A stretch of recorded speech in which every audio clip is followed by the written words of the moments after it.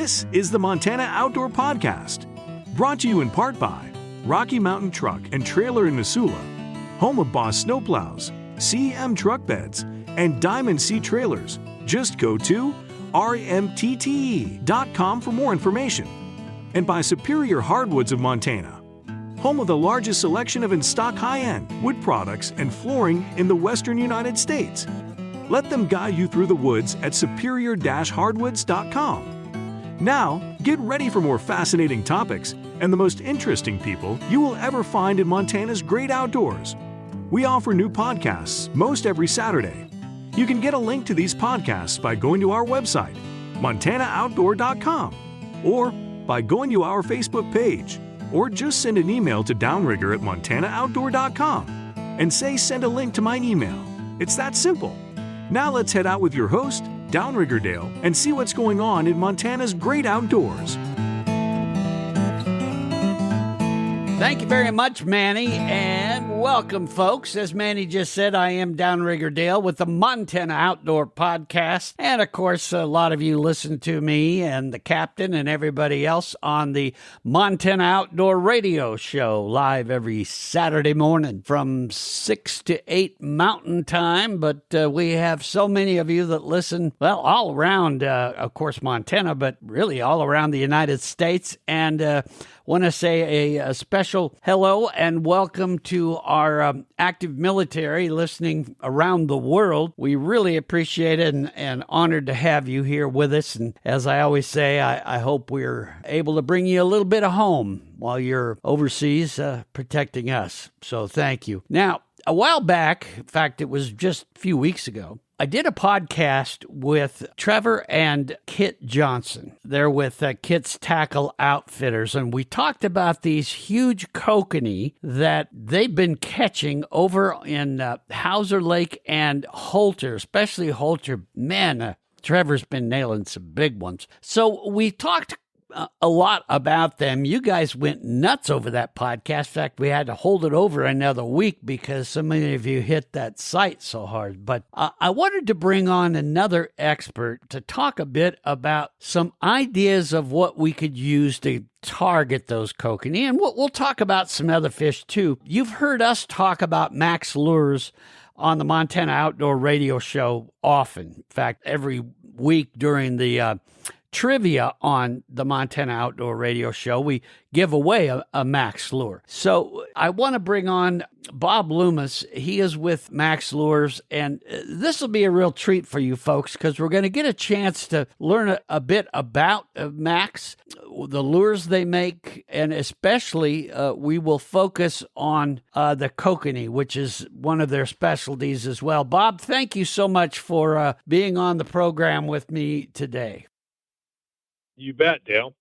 Yeah. Now, Bob, as I said, a lot of folks probably are familiar with Max Lures and that, but some of them, especially some of our worldwide listeners, may not be. So if you could take, just a few minutes and talk a bit about, yourself and your background and what you do at Max, but also talk about the Max Lure company and a little history on that as well.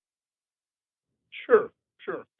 Well, I've been in the recreational fishing industry for 42 years now, and started out building fishing rods for probably 25, 27 years of that time, and it's given me a great background to what we're doing today. And, the thing that I love about this industry is the fact that you can, you design something, whether it's a fishing rod, whether it's a lure, and people are able to go out and catch fish. That's the name of the game is we're trying to create something that creates excitement. People want to use it, and they can actually go out and catch something. So many products and things out there today are to just catch the fisherman. It's pretty, it's shiny, but it just doesn't quite do the job. the neat thing about Max Lure, this year we are 55 years old. It's been around for 55 years. And in that, the original product line that the original owner, the designer, Vern McPherson, started out with was the wedding ring spinner. Yeah. Of course, everybody's heard of the wedding ring because it works fantastic. And it doesn't just work 55 years ago. It still works today. Mm-hmm. And it works extremely well in any type of body of water. In fact, when Vern first designed the first wedding ring spinner, he designed them for fishing cricks and just, casting with a little split shot and a wedding ring spinner for trout. And that's really how it originated. He was based over in Riggins, Idaho, and eventually ended up moving the company to Leavenworth. And since then, we have moved the company down here to Wenatchee. But, one of the things that we actually do, kind of our design mantra is, I don't want to build something that's an also ran. I'm not going to go out and copy somebody. I don't care how good it is or what it does. If we bring something out, it's going to be something that is designed to catch fish and is something a little bit different than what most everybody else has. So that's kind of a little bit of the background of Max Lure. Most of our product line is based around trout, kokanee, and walleye trolling products. We have peripheral products. We have a number of salmon lures, attractors, dodgers, 360 flashers. We've got a number of different things peripherally, but we're pretty much based in the trout, kokanee, walleye trolling products. Mm-hmm. So, yeah, so you're perfect to have on here about that, and we're gonna dive deep into this whole kokanee thing and get your thoughts on that, because people are very excited about this. Now, you've mentioned that Max, of course, goes beyond just kokanee, trout, walleye, and that. Quick question, and then we'll focus on kokanee. Do you guys do anything for the larger salmon, like the king salmon or any of that? That's also a real popular fish to target late July, August, September over on Fort Peck Reservoir here in Montana. Sure. Do you guys do anything there?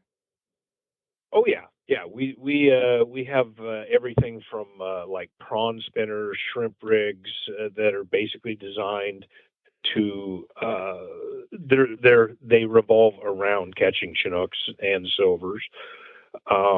We've got a number of one of our original kokanee lures, the Cha-Cha 1.5-inch kokanee hoochie is we make one in 4.5-inch for fishing kings out in salt water and in large bodies of water, mm-hmm. with a large hoochie and a big smile blade. We have 9-inch dodgers. We have triangle flashers. In fact, our flashers are patented. Because you can they're two-part. You can take them apart and you can fill them with scent.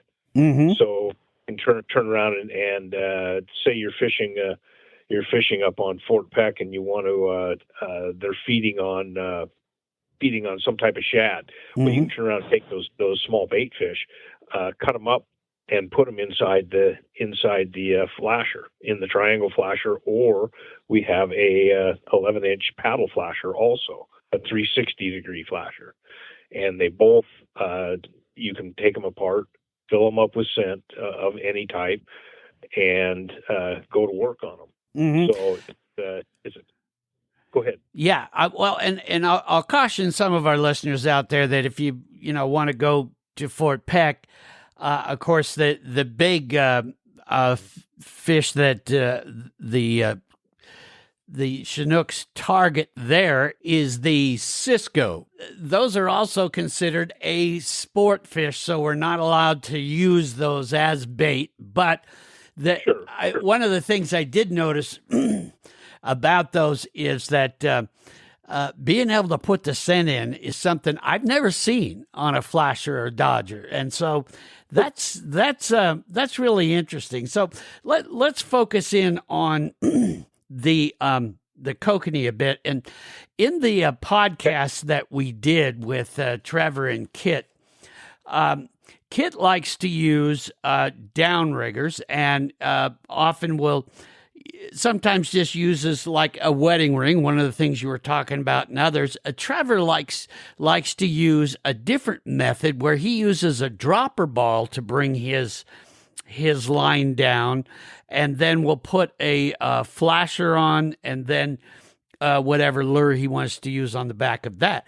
Do you think the flashers you're talking about with the scent thing, which is that scent can be a real key with kokanee, do you think that would work for kokanee there on, say, Holter or Hauser reservoirs in Montana? Well, yeah, it would work, absolutely. But it's there again, we're it's a little bit arbitrary when you start talking about fishing for kokanee, because most kokanee are 12, 14 inches. They're not 5 and 6 pounds. Now you're talking 5 and 6 pounds. You're talking salmon. Yeah. You're talking, large sockeyes. You're talking small silvers. So yeah, absolutely. The triangle. I would fish something like the triangle flasher, the right. smaller one. It's only 8 inches, but it gives you the attraction, that 360-degree action, and then put something like a wiggle hoochie behind it, because that's creating its own movement in order to trigger those fish to bite. So yeah, it would work very, very well. Okay. You turn around. We sell a scent pad with it also, not with it. It's separate.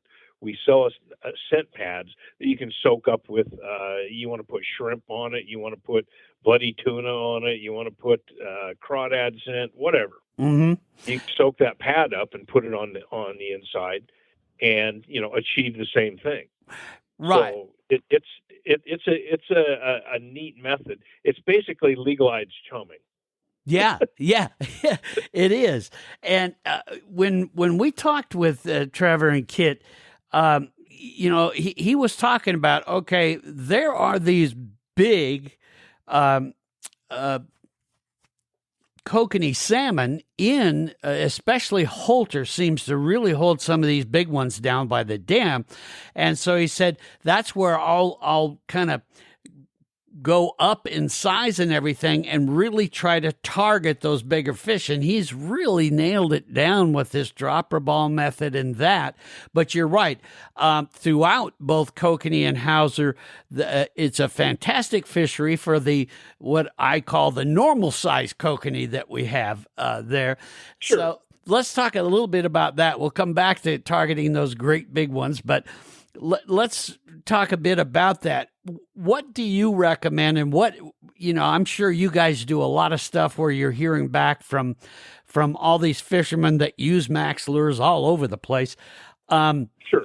What is some of the top setups that folks are using to target the normal size kokanee?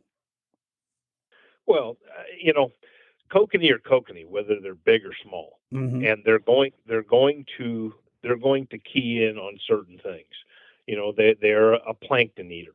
That's what they feed on. Right. Now, if they can't get plankton, like during the middle of the winter when you've got either ice or you've got your zooplankton is non-existent because of UV and warmer water, they're going to key in on stuff like Mice's shrimp in a body of water. So they're going to find something, but they are basically plankton eaters. And in turn, certain colors trigger them because they're either looking at shrimp or they're looking at plankton. So your hot pinks, your hot oranges are always your key colors to start out with. Now, I've caught kokanee on blue lures, on purple lures, on purples and pinks, on greens, chartreuses, anything you can think of. Sure. But the hot oranges and the hot pinks are, generally speaking, the colors that we're going to start out with. If I go to a lake, I'm going to have pink on one side and I'm going to have orange on the other. Okay. And I'm going to run the exact same thing. That's what I will start out with. Now I will gravitate from there depending on how the fish are biting. You're gonna let them tell you what you're looking for or what they are looking for. Mm-hmm. So in turn, that's what I'm going to start out with: oranges and pinks. Now, as I was saying, Bob, some of these kokanee are unusually large, which really got everybody interested. In fact, you go to see the pictures out there. For some of you that maybe missed it, just go back to the podcast description. If you go to MontanaOutdoor.com, you can click on the search area and just search like kokanee Holter, or you can do Kit and Trevor Johnson or whatever. You'll find it pretty easy because it was such a popular one. What would you recommend when we get into these? I mean, I'm not kidding you, 6 pound and plus kokanee. Talk a bit about that. Well, I'll give you just a little bit of background. Mm-hmm. The world record kokanee was caught down on Lake Wallowa 11 years ago, something like that. Mm-hmm. I was 60 feet from the guy when he caught it. Oh, really? Wow. How frustrating. We had in the boat at that time almost a limit of kokanee, which was 5 fish apiece. Right. And we had almost a limit, and the smallest fish that we had in the boat was about 4.5 pounds, and the biggest fish that we had was 7.4. Wow! And we had all these fish, all within 4.5 to 7 pounds, 7.4, 7 pounds 4 ounce fish. Now, Ron Campbell, who caught that world record right next to us, was running a 1.5-inch hoochie on a 4-inch sling blade. Okay. We were fishing 4-inch double D Dodgers and the 1.5-inch kokanee hoochies. And we're catching all of these big fish. Great big kokanee, yeah. Great big kokanee, using the exact same products that we're talking about using for 12-inch kokanee. Okay. Exact same stuff. To answer your question, if there's something better, I've always been a big proponent of the fact that big baits, big fish. Mm-hmm. But in this scenario, I don't honestly think that is so. These fish are still plankton feeders. I know that when you get into fish of that size, they have to be feeding on something more. They have to be feeding on small bait fish. You don't get that big that quickly by just eating plankton. I'm sorry. Yeah. It just doesn't happen. Yeah, it doesn't make sense to me either. Yeah. No. Now I realize, a kokanee basically is what you would call a fish. He's going to die. He's going to die after spawning. Yep. He's going to spawn anywhere from 3 to 5 years. Mm-hmm. Average is probably about 3.5, in that neighborhood. So to get that big, and not everybody else in the whole place is getting that big. You still got 14-inch kokanee out there. And these fish have to be feeding on something else. We never found that going to larger baits, we caught bigger fish. I'm not going to say that is not, something that I would I would tend to maybe do by targeting big fish. But I will tell you that your regular products that you fish all day long, whether it was a double whammy Kokanee Pro wedding ring or a squidder or a 1.5-inch squidder or a peewee wiggle hoochie, I'm going to start out with those to begin with because I know they work. And I've caught a lot of big fish on them. So it's something that I would tend to fish what I know. Yeah. Versus trying something bigger unless I wasn't getting bit. If I wasn't getting bit and I wasn't picking up those bigger fish, I would tend to try something like that. But like I said, I have not found where those big fish won't bite on what we're fishing right now for our regular 12 to 16-inch kokanee. Right. So okay. All right. Good advice there. As far as changing presentation or anything like that for these bigger kokanee, sounds like just go with what you know, huh? Go with what you know. Okay. I will say that we did fish those fish earlier in the season, and we were using a little bit more movement than usual. I was using tactics that I would generally use later in the season, short leaders, 8-inch leaders, things like that. Mm-hmm.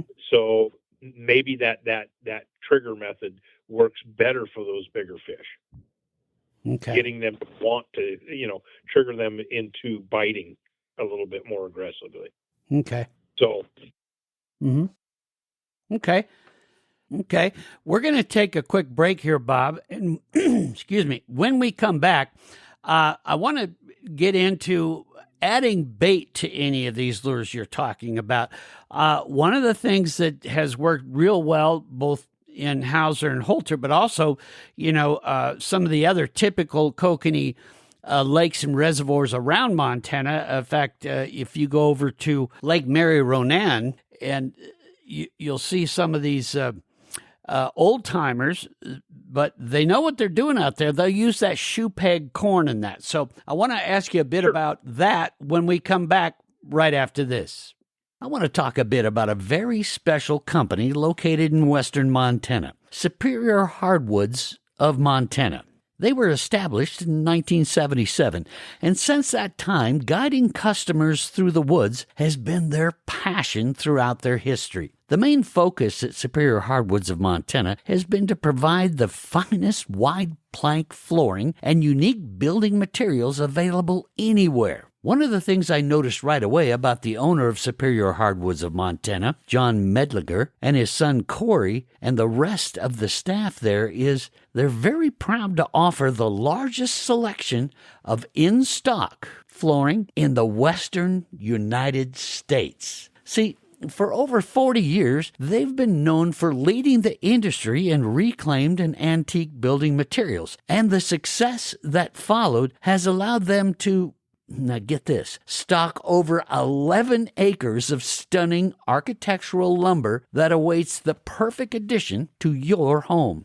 One thing I want you to remember is just because they're located in Missoula, Montana, that does not mean they can't help you turn your home into a piece of historical art if you live somewhere else. They have been guiding folks from as far away as Hawaii and beyond through the woods for many years. So no matter if your project is located across the street from them, across the state, or somewhere else in the world, they can't wait to turn your house into a dream home. Their goal is simple. They stand ready to deliver the best choices with reliability and honesty, helping at any phase of a project with inspirational advice. And I'm not exaggerating when I say they actually treat their customers as friends and family. So the choice is yours. But if I were you, I would go to superior-hardwoods.com.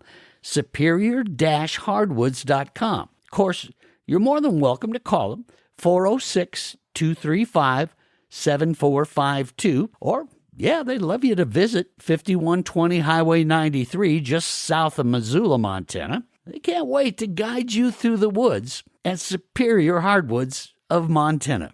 Go see them. You're going to love what they do to your home. We are back here on the Montana Outdoor Podcast. Bob Loomis is my guest. He's with Max Lures. They're based out of Wenatchee, Washington, but you've probably seen Max, well, all around the place. And Bob, I want to get into that question I was talking about just before the break. But first, do you guys, for people that listen to our podcast that maybe are in areas where their local a sporting goods store would not carry Max. Now in Montana, I can't think of any of our sporting goods stores that don't carry Max lures. It's very popular in Montana.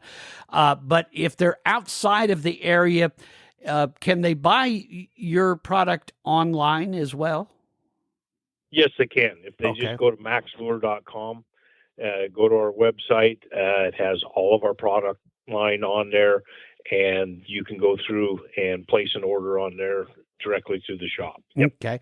And I'm going to put in the podcast description, when you guys, came to this podcast, you're going to see some links down towards the bottom of that description. I'll have Max Lure's link in there, so that way you guys can, one, take a look at what Bob and I have been talking about, but also, if need be, you can order there. But I would say one of the best ways, especially if you're in Montana, is go to one of our Montana Outdoor approved sporting goods stores. They're all around. You hear us talk about it on the Saturday morning show all the time.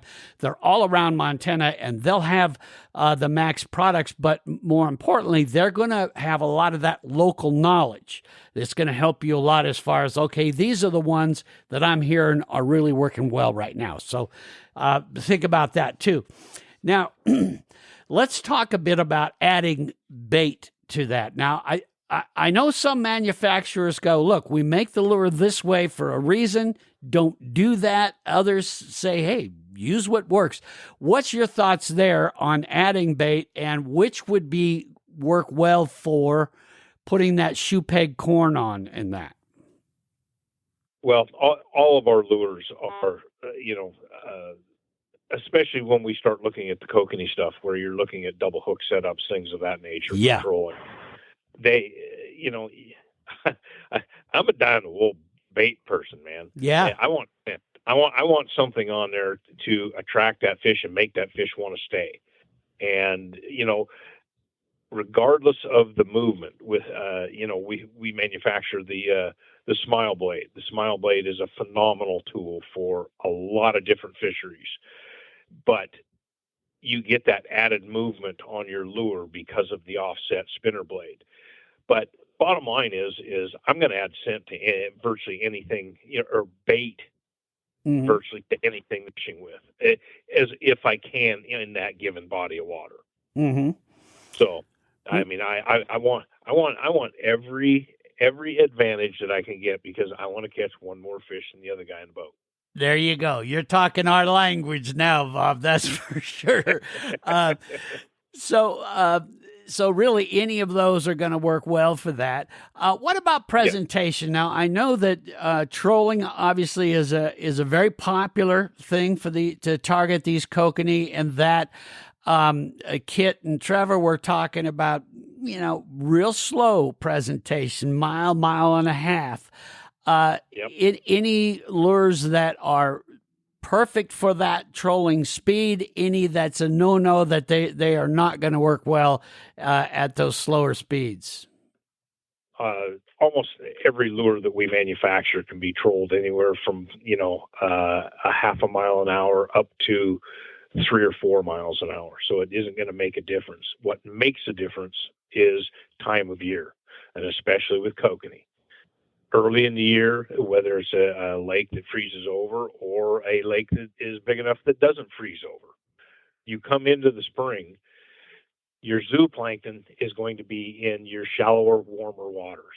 Therefore, that's where you're going to find the fish. And you're going to find them on the surface first thing in the morning. They're going to be up there feeding as much as they can until they get pushed out of an area with too many boats, too much boat traffic. Time of day makes a huge difference. Early in the spring, you're going from trying to get them in the shallower water because they're down trying to get into that zooplankton that they haven't had all winter. Mm-hmm. And early in the morning, you're going to try it. As the sun comes up, those fish will drop down in the water column. And it just depends on the body of water, but I mean, they'll go from the surface down to 20, 30, 40, 50 feet at time of day. So it's one of those things that certain lures work better at certain times of the year. A lot of our product line with the Smile Blade on it, whether it's the double whammy Kokanee Pro or the Cha-Cha 1.5 inch squitters, they work very well early in the season because of the fact that I can really slow troll. I can troll from point eight to 1.1, 1.2, and that's where I'm going to spend the time.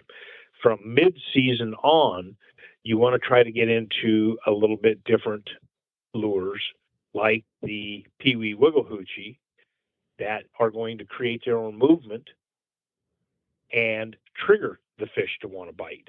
Mm-hmm. So you're traveling a little bit faster, you're getting something that's a little more erratic movement in the water, and it ends up triggering it, as well as using your dodger to help add or produce movement on your lure with running short leaders.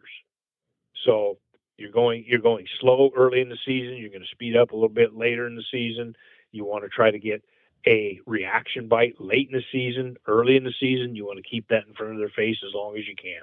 Mm-hmm. So that's kind of the rule of thumb that we go by, and types of lures that I would suggest. Okay. Good advice there. Again, and you folks can go to that link and click on it, and you'll be able to see the different lures that Bob's just mentioning there, because those are great ideas, especially, and that's one of the things, if you listen to that podcast, if you didn't with Trevor and Kit, you got to go listen to that. But they did talk a bit about that as far as you get later in the year, those buggers can get picky, and that's where you're going to want to really key in on things that are going to stimulate that and get them going. Now, back on these great big ones that Trevor was pulling out out of Holter. Tell us a bit. Is there anything, because obviously we're going to have to step when we're getting into 6 pound and 5 to 8 pound kokanee, which is unusual, but they're in there, and they're in there by quite a bit. Is there any things that are going to interfere with any of your stuff as far as going to the heavier line, heavier leader, that kind of stuff? No, that's one thing that we do is actually a lot of our kokanee lures that are directed at the kokanee are actually heavier leader type stuff. Okay. We're talking 10 pound to 14 pound. And part of that reasoning is these fish aren't leader shy, and it's not inhibiting anything on the lure. So why not go a little bit heavier because of the fact they're not leader shy, and you're not inhibiting that movement. Mm-hmm. So, having that heavier line, it's kind of nice, because when you get into a lot of kokanee, especially early in the season when they're up towards the surface, they're easy to get at.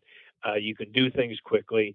Things get out of hand. All of a sudden, you've got 4 rods going off at one time, and you're throwing fish in the boat, and you want to get back in the water as quickly as you can. Having that heavier leader helps, because it just takes one little nick from that tooth on a fish to all of a sudden break off your back hook. Yeah. And oh my God, now I got to hurry up and I got to retie. Oh my God. Yeah. Everybody else is going to get one more fish than I am. Jesus. Yeah. I'm going nuts. Yeah, that for sure is, we've seen that as well. Now we're going to take one more quick break here, Bob. I know your time's limited, so I promise I won't keep you much longer, but got a couple more questions. Problem. So Sure. We'll do that and be back right after this. Getting some good stuff here, folks. So don't go away. You're on the Montana Outdoor Podcast. Rocky Mountain Truck and Trailer are proud authorized dealers of some of the most highly revered brands in the world, like Boss Snowplows, CM Truck Beds, and Diamond C Trailers.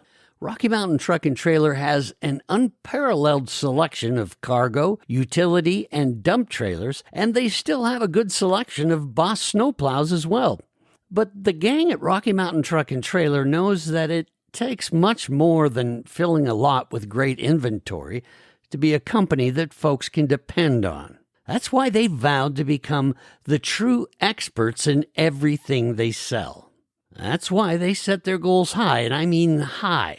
They can and will help you before the sale by finding you what you need to get the job that is in front of you done. Whether it is a new CM truck bed for the back of your truck, or the perfect Boss snowplow for the front of it.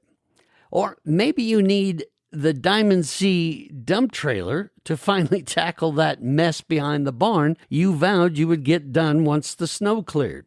The folks at Rocky Mountain Truck and Trailer will not only find the perfect equipment to get those and about any other job done, they'll help you with financing, teach you everything you need to know about how to use that equipment, and will continue to be there for you when you need parts or full service. Bottom line is this: Rocky Mountain Truck and Trailer is your locally owned Boss Snowplow, CM Truck Bed, and Diamond C dealer. They offer a wide variety of auto, truck, and trailer accessories and specialize in sales and service of trailers. Rocky Mountain Truck and Trailer is located at 5680 Expressway. That's right in Missoula, Montana. You can also go see them on the web. That's rmtte.com. Sure, they'd love it if you came by, but feel free to find them whichever way you want. Just remember, when something needs to be hauled somewhere, there's no better place to start than Rocky Mountain Truck and Trailer. That's rmtte.com. Go see them. We are back here on the Montana Outdoor Podcast talking with Bob Loomis of Max Lures, and he's given us some great advice. And we've been talking about targeting these kokanee because we all got so excited from that podcast a few weeks ago with Kit and Trevor Johnson, and so we want to get some ideas from a manufacturer. Now, Bob, maybe you could tell us a bit about what kind of testing, and I've always wanted to know this, and I think a lot of our listeners will probably find it interesting too. What kind of testing do you guys do to be able to show that, okay, this lure is going to work for you? Because you brought up a really good point that some of these companies out there, they try to catch the fishermen more than they really do the fish. So talk a bit about what you guys do to test these lures to see if, okay, yeah, that one works. Well, the one nice thing is we've got a pretty diverse group of what we call pro staff and guide staff out, across the United States. Mm-hmm. Certain different fisheries, everybody does their own thing. We utilize those folks quite a bit for testing product. How does it work in the Midwest? How does it work out here on the West Coast? How does it work down up in the Northeast or down in the Southwest? And you get a pretty good idea on what it does when you start dragging all that information together. And on top of it, unlike a number of companies that are out there today, we actually fish. Yeah. And, we actually get out on the water and spend the time and do what we enjoy to do, and that is creating product that works for everybody. And so once you put all of that information together and do whatever tweaks that you do, that way you can bring out the best product that you can bring out. Mm-hmm. So that's how we approach it, with new products. Sure. Yeah, it makes sense. You get it out in the hands of pros that are going to give that a try and tell you what they're thinking. That's going to help you out a great deal as far as getting that feedback. So good stuff there. You bet. Now, one issue that we have with these kokanee, and especially around this time of the year, because as you said, this time of year they can be up a little higher in the water column, and they will mix in with trout, and especially when you get into like Holter and Hauser, where there's some big rainbows swimming around there. Not that we don't like catching those, we do, but when you want to target something. Nothing can get more frustrating than the wrong fish constantly doing that. And sometimes there's just nothing you can do about it. But is there anything that you can give us advice on to try to keep some of the trout away and stick with the kokanee? Or is it just a fact of life and we're not going to get around it? Well, number one, I was laughing because I've never. I heard this the other day, and I'm thinking about it. I've never heard where the kokanee are hanging with the trout, or the trout hanging with the kokanee. Everybody, they're different water column type feeders. The trout are always going to be in the top 20 feet of the surface. That's just a rule of thumb. Mm-hmm. Your kokanee will be up on the surface early in the morning. Then they're going to drop down and be out of the way. The only things that I can bring to light, trout are, especially rainbows. Rainbows are one of the most voracious fish in any type of body of water. Mm-hmm. They will eat anything. Yeah. And trying to get away from them or around them, they're going to beat the kokanee 9 out of 10 times to a lure. One of the things that I have found over the years, fishing up in BC, in Montana, in Idaho, down in Flaming Gorge, down in Utah, Wyoming, one of the things that I do personally is I actually try to fish under a school or down on the bottom of a school. I have found that the bigger fish have a tendency of hanging down there. And, when you go through a school 1 or 2 times and you don't get bit and you can't get them to shake loose, they're sitting there in a negative state, not wanting to bite. Right. Running the bottom of the school, I have a tendency of picking up more fish and picking up bigger fish. So that's something that I generally, just one of my rules of thumb, on what I would look for when you have an issue like that with trout and kokanee, mixing it up and I would try to play on the bottom side. The rainbows are going to stay towards the surface. The kokanee will drop down, but like I said, it's just a rule of thumb that I use when I fish kokanee. Mm-hmm. Yeah, great point there. And one, especially, let's face it, we all want to target the bigger fish, but Sure. You're exactly right. And I think that's a really good point to make as far as, don't let that school, when your electronics start showing you all kinds of stuff, don't let that get you all out of focus. Focus on where Sure. and typically where they're at. So yeah, really good point there. Now, as far as, let's say, we get into a situation where, okay, hey, let's go with what's biting. We're not keeping the rainbow off, or maybe we're in a situation which can happen where kokanee just say, nope, not interested in anything, don't care what you throw at me. So we say, well, let's give it a rest here, target something else. You had mentioned that you guys really have some great stuff for trout and walleye, both of which you'll find in Holter and Hauser.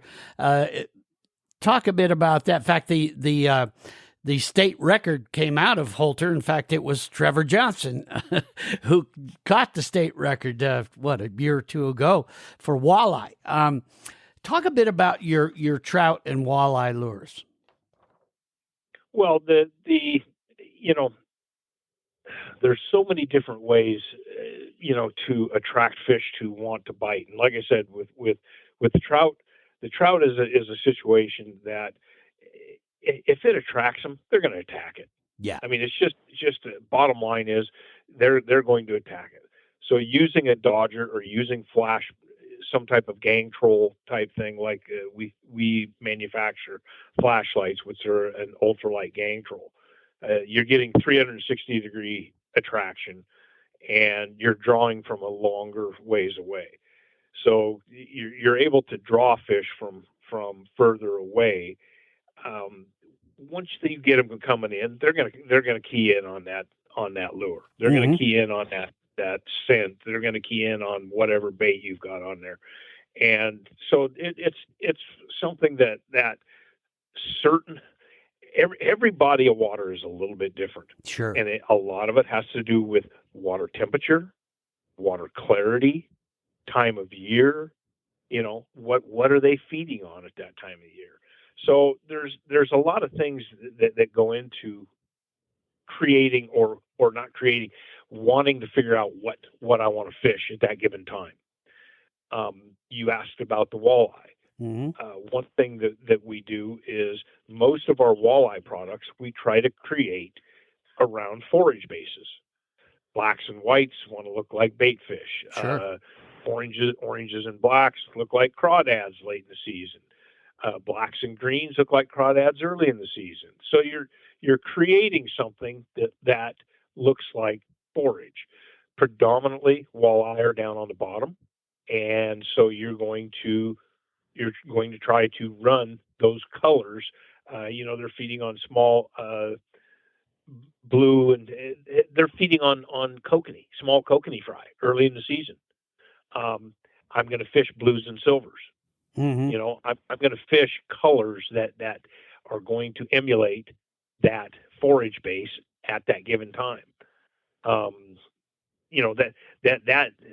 walleye are kind of an easier target, so to speak, than a lot of fish, but they're really, really hard because you got to find them first. Right. You got to figure out where they're laying, where they're going to be. They're a predator fish. They are somebody that is going to take advantage of anything that they can. So, finding shelves, finding drop-offs, finding areas where they can ambush prey is where you're going to find them. Finding them on one side of a hump because of the fact that you've got water flow coming around it, or you've got time of day, and feed is going to be coming on one side and across the other. They're going to try and ambush, so they're going to be on the backside. Mm-hmm.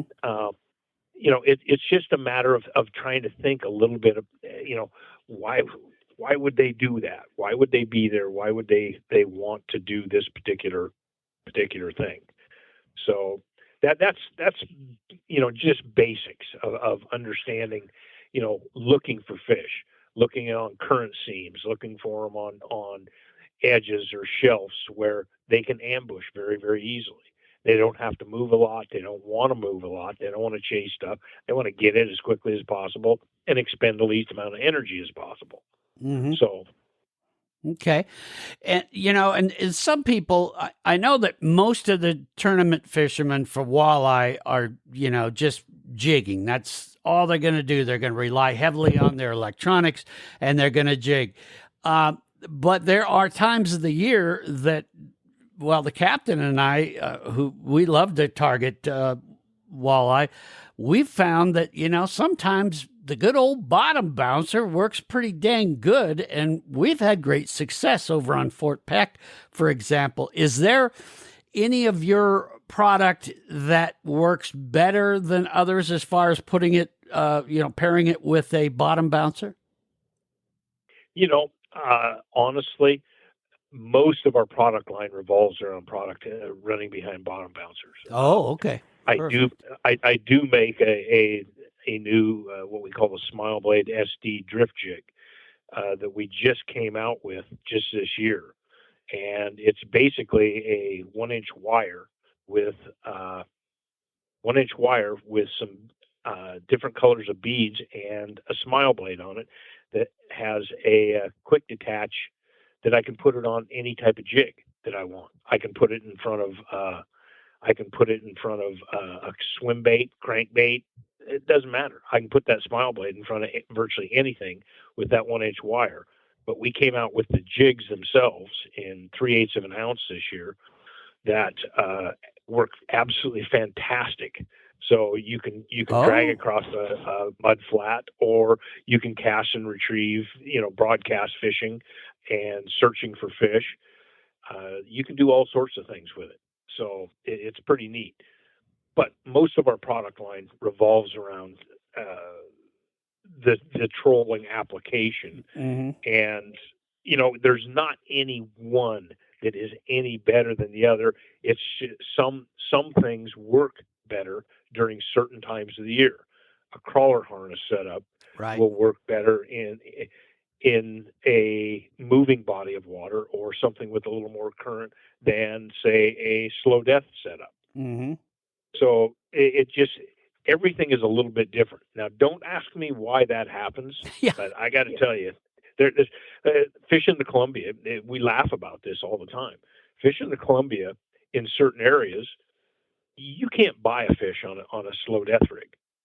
Huh. I mean, you can't buy a fish, but on a crawler harness, man, they eat it up all day long. Yeah. I mean, all day long. And then you go to another body of water. You go to an impound. You go to Moses Lake, Potholes, Banks Lake, whatever, Fort Peck. They all of a sudden that slow death rig. You will catch 10-1 on versus a crawler harness. Yeah.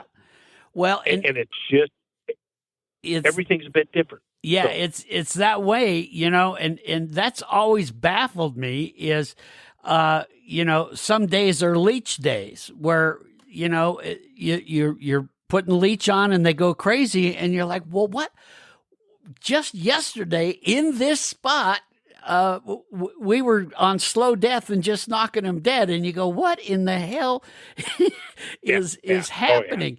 And I don't have an answer for that. And it sounds like you don't either. It's just, I got to tell you,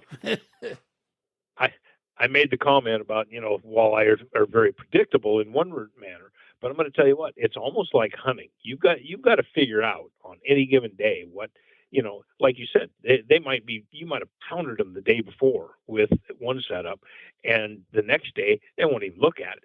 Mm-hmm. And so you've got to go back to the drawing board and figure out, well, what do I need to change up in order to trigger them to bite again? Mm-hmm. So yeah, it's a little bit different. There's no doubt about it. Well, this has just been a fascinating conversation, Bob, and the folks at Max, they got it figured out, folks, and definitely want to take a look at it. I mean, I can speak from it that we use it a lot, and we use the Max lures a lot, and have done well, very well with them. So, check it out. But if you have any questions about any of this, is it okay if is there a place on your website that people can go to ask questions, or can I give them your email, or what's the way we can, if any of our listeners, just have them call into the shop. You know what? That's what I do for a living. I talk. Okay. Hey, great. I talk. Yeah. So in turn, our number here at the shop is 509-667-9202. And, you got a question about something, give me a holler. There you go. Okay.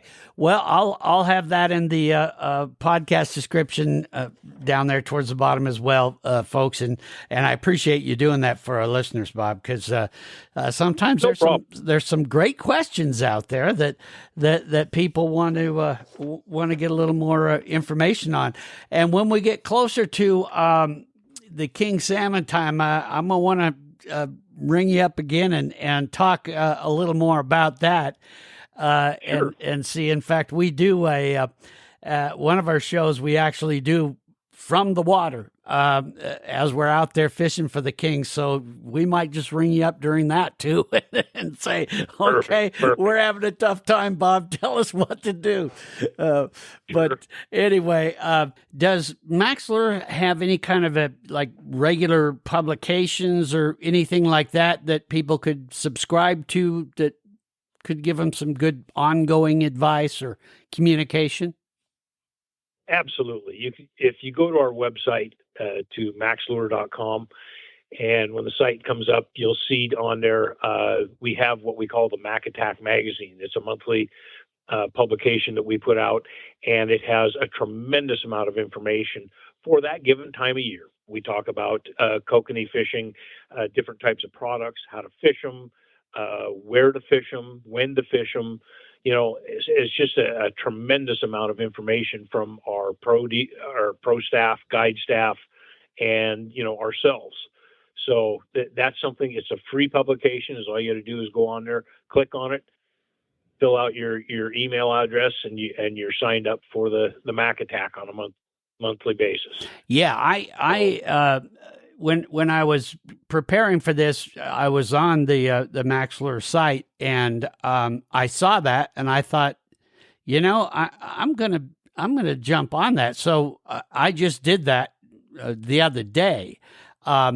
So I'm going to be interested to find that out. And one of the reasons I did that, because I know what a lot of you are thinking out there is, oh boy, now I'm going to get emails from all kinds of stuff. You guys put in nice big letters, we do not share your email address or any of that. And so I was like, oh, okay, I'll do that then. So yeah, great advice. So yeah, I'll be looking for that. And then when we have Bob on again, we'll talk a bit about how some of the things I learned from you guys worked.